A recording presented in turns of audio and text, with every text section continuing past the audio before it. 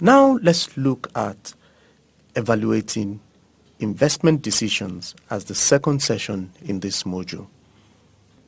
In the financial plan section of developing a business plan, we considered looking at the analysis of ensuring that the business plan that you have written, the financial plan, actually makes sense given all the parameters that we looked at in developing that plan. Right now, we want to consider what critical things we need to look at when we're faced with one or more investment options. As an objective, this would help us to define what an investment project is, explain the impact of investment decisions. We'll be able to describe information needed to analyze an investment decision, and also be able to apply techniques in project analysis. And finally, we should be able to identify sources of capital for an investment project. In terms of content, we will look at investment projects and the impact on business. We'll also look at required information for the financial analysis of an investment project. We'll look at techniques applied in financial analysis, and then we'll look at sources of capital for an investment project. Part 1. Investment projects and the impact of investment decisions. What is an investment project? Simply put, an investment project refers to a long-term plan to outlay various resources for income or profit in the future. The process of project implementation must impact corporate financial growth for more than 1 year. And it's only this that shows that you are, as far as business is concerned, that you're involved in an investment project. The next natural question to ask is, so what qualifies as an investment project? Normally, investment projects are related to the following decisions. 1, reduction in costs, that is machinery and equipment procurement, can be done in order to lessen repair and maintenance costs. Extension of business activities, that is expanding factories to increase productivity and extending into new distribution channels aimed at increasing the market share of selecting among alternative options, buying or leasing machinery, replacing equipment now versus doing that the following year. Managers of SMEs often think that investment projects are issues that only big companies need to be concerned about. However, investment projects are routinely occurring activities in the management of any business. Things like building a new office or renting one, whether it's an office or a factory, buying a new photocopy machine to reduce maintenance costs, purchasing or leasing a shuttle bus that serves the company's employees, and so on. These are things that qualify as investment decisions. Let's now look at the impact of investment decisions. Firstly, investment decisions impact 3 main areas of the business. Because of the orientation of this program, we will concentrate on 2 main subjects, which are the impact of investment decisions on financial positions and the financial results of business during and after the implementation of a project. The impact on financial positions relate to the financial flexibility which may be reduced because of a conversion of short-term assets, that is capital, into tangible assets, that is investment project, and then a long-term period of capital recovery. The impact on financial results could also depend on the future investment decisions that can result in opportunities that generate profits or risks of not profiting from an investment project. The third aspect is corporate taxation, but we will not discuss that in this module. The next part of our discussion would be sources of capital for an investment project. The sources of investment capital has concerns in two major ways. One is, where are we getting the capital from? That's the source of the capital for project implementation. And two, what's the strength and weak point for all sources of capital? There are two main sources of capital. These are long-term capital, which could include owner's equity, long-term loans, investors' equity, and so on.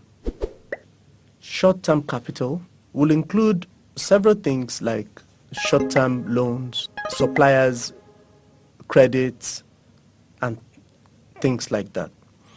Usually, in investment projects, especially for long-term investment projects and long-term assets acquisition, people tend to use more long-term capital, and while people use short-term capital more for working capital, to fulfill working capital requirements.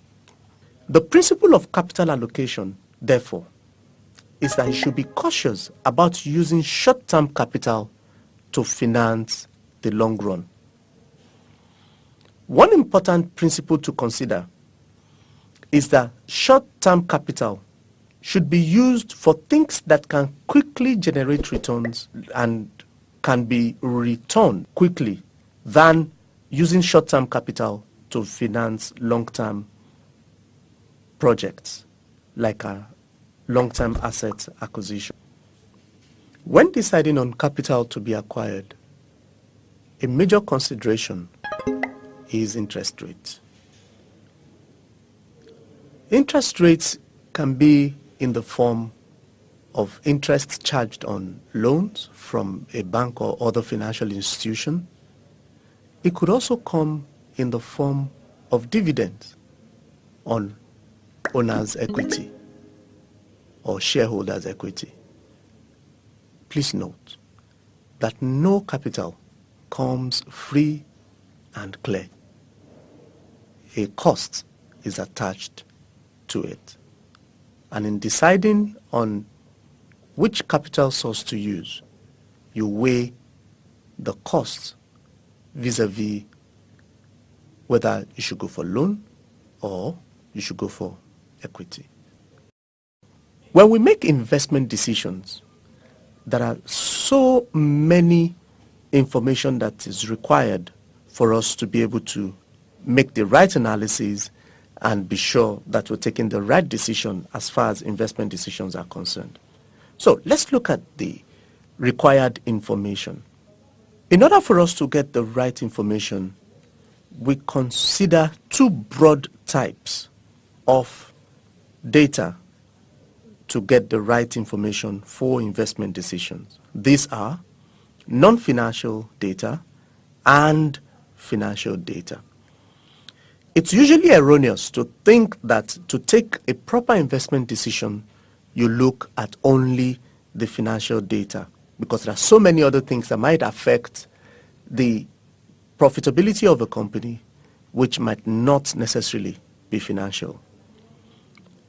In terms of non-financial data, things like market demand, technology, feasibility, regularity of events within the environment that the company operates are some of the things that are considered to get the right data out for information to be used for investment decisions. For financial data, we look at investment capital, cash inflow, cash outflow, the duration of the project, and if purchasing an asset, does that asset have a residual value?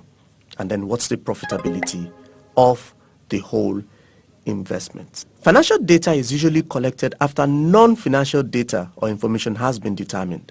Non-financial data is not covered as such in this program. However, they should be accurately collected and assessed to ensure a meaningful quantitative analysis. The collection of financial data should be closely linked to the method of investment analysis the company already has in place. Techniques related to investment project evaluation will be duly addressed in a little while. Of all the financial data requirements that were discussed earlier, two main ones form the central theme when discussing investment projects. These are investment capital and profit. Investment capital is the total asset value to be outlaid when making an investment decision, while profit is the increase in cash flow generated from the investment that has been made. A critical point of discussion when considering the outcome of an investment project is the concept of the net cash flow. By implication, net cash flow indicates that there was cash flow coming in and there's a cash flow that comes out as a result of whatever the investment project has been utilized to do. The concept of profit and cost, that is expenses, is often expressed in financial statements, but this is not used when we consider investment decisions. This is because cash is considered as king as far as business transactions are concerned. So we'll prefer to use the word cash flow, as cash inflow and cash outflow, and not profit in our discourse of investment decisions. Having laid the background on investment decisions and the general concepts of the information required for investment decisions, now let's look at the techniques that are applied as far as financial analysis is concerned for investment decisions. When analyzing a project and with the view of selecting the optimal project, it's important for managers to take on an active role in making these decisions. Analyzing alternatives refers to the measurement of alternatives and deciding whether they meet the targeted requirement. This presupposes that the managers have an expectation of the requirements of their investment projects, and then they will need to take a decision if the project or the alternative projects meet any or all of the measurements that they have set. Selecting an alternative addresses the consideration of those alternatives that have already met the targeted requirements and deciding upon the optimal decision. So what are the techniques that we use? When making an investment decision, investors want to be able to know the forecasts, the results in a wide range of aspects. The three factors presented here are some of the more popular ones and correspond to three frequently used analyses and technique. These are payback period, net present value, and internal rate of return. So let's look at the three one after the other. Payback. Payback period identifies the period of time required to recover the invested capital for the project. This has nothing to do with the time that it takes you to pay back a loan, but rather the time it takes the project to generate sufficient cash flow to cover the amount that was invested in the first instance. How do we use this? Every project has an expected lifespan that it needs to cover up the amount that was invested in it based on the level of patronage, the number of units sold, and so on. So, when the period that it takes a project to generate sufficient cash flow to cover its invested sum, when that period is less than or equal to the expected period, then we say that the investment is good and should be accepted. However, the time that it takes the investment to generate sufficient cash flow to recover the amount that was invested is greater than the expected period, then that project is said to be unacceptable.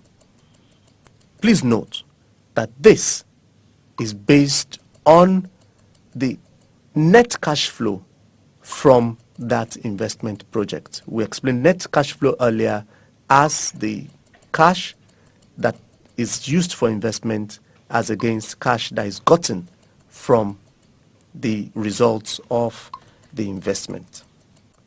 Net present value. Net present value looks at the total value generated from a project. Again, when we talk of total value generated here, we're saying the net cash flow. Built into the calculation of the net present value is the concept of time value of money, which means that it looks at the future cash flow of the investment project.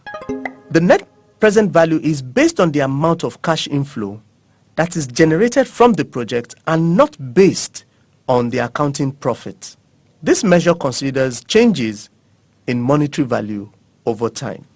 To calculate net present value, you calculate the present value of the cash inflow, calculate the present value of the cash outflow, and then you net them off. So you remove the present value of the cash inflow from the present value of the cash outflow. That's how you get your net present value.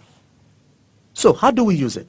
Whenever NPV, that's the net present value, is greater than 0, then we say it's acceptable.